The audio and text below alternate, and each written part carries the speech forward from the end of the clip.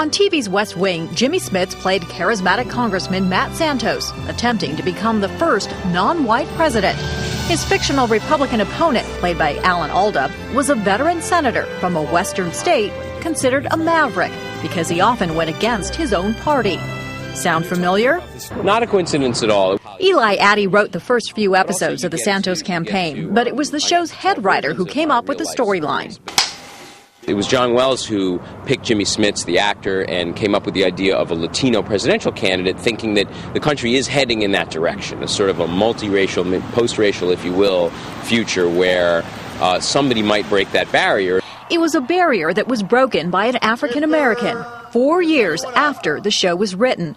But even more bizarre is that President-elect Barack Obama was the model for the Jimmy Smits character. What kind of research can I do on somebody running nationally, going to places like Iowa and New Hampshire as a minority candidate? And there was no precedent at all. And the closest thing I could find really was Barack Obama. It was 2004, and Obama had just given a speech at the Democratic National Convention.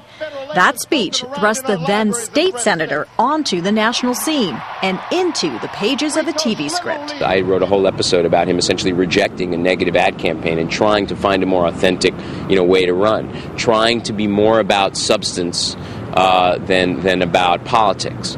So what did Attie think as he watched this presidential campaign unfold? There were moments where it was eerie to me. There were moments where the similarities were almost a little bit creepy, a sort of an odd case of art imitating life, imitating art, imitating life. Most of it was coincidence.